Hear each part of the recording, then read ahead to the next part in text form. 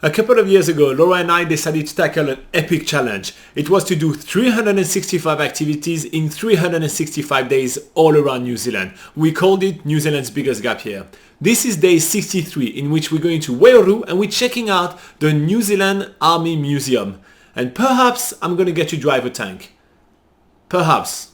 Probably not. At the end of the video, we'll go over the questions you had the first time we published it. See you then.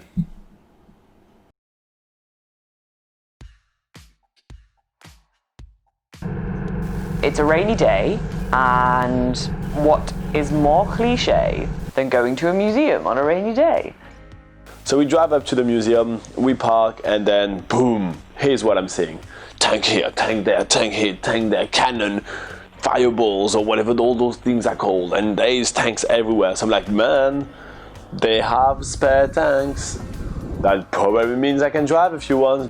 It's really cool actually to come to New Zealand and actually learn what the early New Zealand battles were like before the UK invaded New Zealand and just made the history all the same shit again. This first exhibition is really cool and I'm really enjoying it. It's about like what the Maori the weapons they used to use in battle. There's like, they just used to have these sticks and just batter each other to death. One thing I didn't realise with the Maori is they didn't just engage in massive battles like in European history, I guess, where people just were like charge and bang, bang, bang. Like, it wasn't like that. They just took more of a one-on-one approach. They'd just get two people, battle it out, one dies, here's the next person, battle it out, which, you know, that makes sense. Why did everybody just have to mindlessly run at each other and battle it out? And it just, yeah, like, what's the point? So I think the Maori, you know, they got it right. They knew what they were doing. They knew how to do battle. Just one-on-one battles, clubbing each other to death. And then at least that gives like room for everyone else to watch and enjoy the show. There is display on all the other wars that New Zealand have been involved in. You know, like Egypt and other countries. But obviously some of the main sections are World War I and World War II. So Laura doesn't know that in museum you don't touch. It is impressive that a museum on a subject that I'm not necessarily interested in captivated me that much. But this one really grasped me, and it's created for our generation that has ADD, you know, and it's like easy to jump from one place to another, and the story is easy to follow, and there is a lot of things to touch and to play with, and I was like really impressed by it.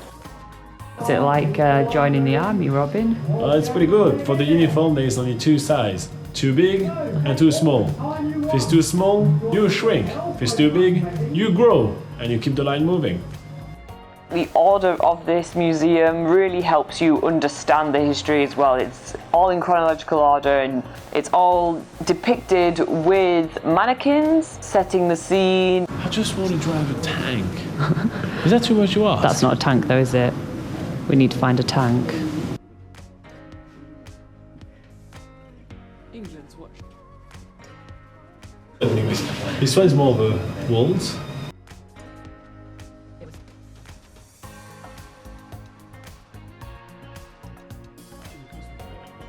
If I were to be enrolled in the army, I would be forced into that uniform for the clown battalion.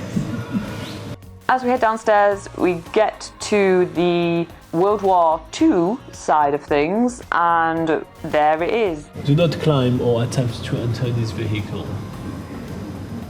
It doesn't say don't drive it. It doesn't say Robin. Oh, there is a tank. I want to get myself inside that said tank. But all I can see, all I can find is some big sign saying, please do not touch, do not climb, do not get inside. You are not a 5-year-old child.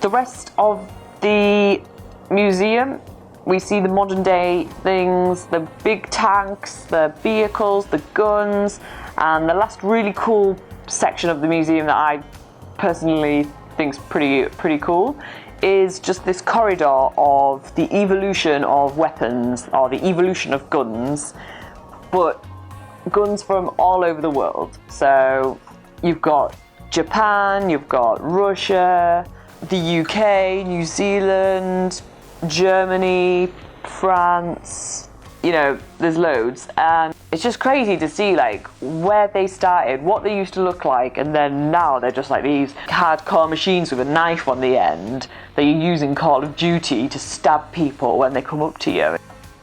And then that is what Robin. That is the what? That is what. That is the what?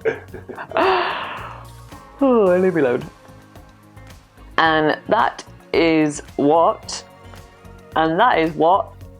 I haven't thought about what. I haven't thought about what to say next. And that is what.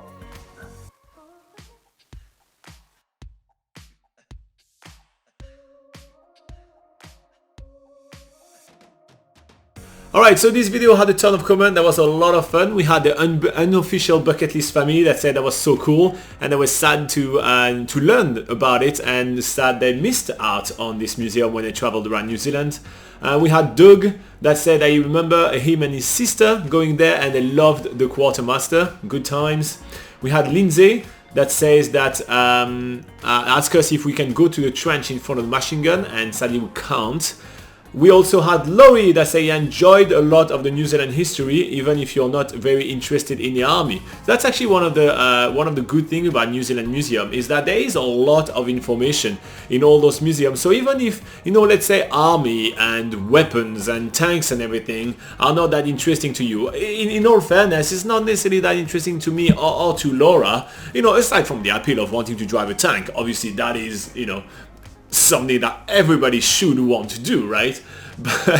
But aside from that, usually that, you know, army stuff is not really that interesting, but the museum makes it quite interactive and quite interesting to learn the New Zealand history and going through all the steps of the New Zealand history and you know, through the involvement of the army. So you don't necessarily have to be absolutely passionate by army, military campaigns and all those things like that to be interested in this museum and to actually get to learn a few things there. So that's one thing that I do find quite interesting with New Zealand museums. I find, that's from my experience, you know, anyway, I find that they tend to have more information and they try to kind of cover a bit more broadly a subject rather than just kind of telling you this is this tank and just a few facts about that tank.